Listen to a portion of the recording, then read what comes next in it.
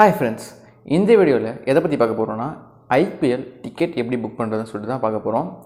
வீடியோக்குள்ளே போகிறதுக்கு முன்னாடி நீங்கள் இன்னும் நம்ம சேனலை சப்ஸ்கிரைப் பண்ணாமல் இருந்தீங்கன்னா சப்ஸ்கிரைப் பண்ணிக்கோங்க. அப்போ தான் நான் போடுற வீடியோ உங்களுக்கு வந்து சேரும்.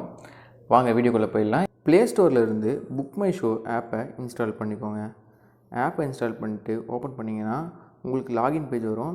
அதில் நீங்கள் வந்து உங்கள் நம்பர் போட்டு லாகின் பண்ணிக்கோங்க, இல்லைனா ஜிமெயில் போட்டு லாகின் பண்ணிக்கிறேன். நான் ஆல்ரெடி லாகின் பண்ணிட்டேன், அதனால் ஸ்ட்ரெயிட்டாக ஹோம் பேஜுக்கு போயிடுச்சு.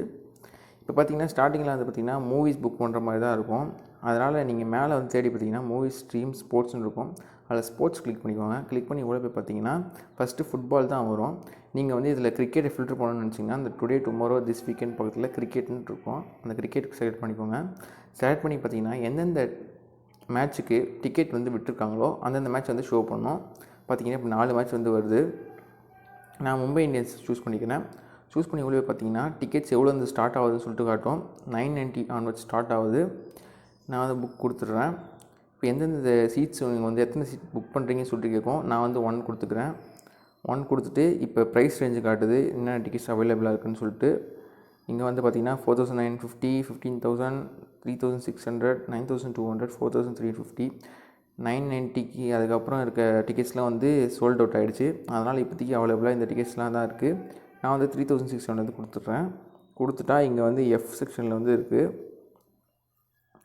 இப்போ இதை நான் சூஸ் பண்ணிட்டேன். இப்போ ஜூம் பண்ணி பார்த்தீங்கன்னா உங்கள் டிக்கெட்ஸ் வந்து தெரியும், எங்கே சீட் இருக்குதுன்னு சொல்லிட்டு.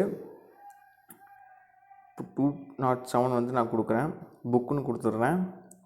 இப்போ வந்து பிக்கப் ஃப்ரம் பாக்ஸ் ஆஃபீஸ்னு சொல்லிட்டு காட்டுது.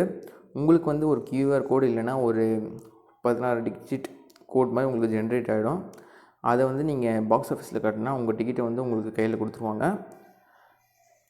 இப்போ வந்து 3600 டிக்கெட் ப்ரைஸு. இதில் புக்கிங் ஃபீஸ் எவ்வளோன்னு பார்த்தீங்கன்னா 154 ருபீஸ் புக்கிங் ஃபீஸ். டோட்டலாக 3754 ருபீஸ் வருது. ப்ரொசீட் டு பே கொடுத்துட்றேன். மும்பை இந்தியன்ஸ் ராஜஸ்தானுக்கு நடக்கிற மேட்ச்சு. ஒரு டிக்கெட்டு ப்ரைஸ் பார்த்திங்கன்னா டிக்கெட் ப்ரைஸ் 3600. கன்வீனியன்ஸ் ஃபீஸ் வந்து 154 ருபீஸு. இதில் பார்த்திங்கன்னா நம்மகிட்ட கேட்காமலே கான்ட்ரிபியூஷன் டு புக் ஏ ஸ்மைல்னு சொல்லிட்டு அவங்களே ஒரு 1 ரூபாய் ஆட் பண்ணியிருப்பாங்க. அதை வந்து கேன்சல் பண்ணி விட்ருங்க.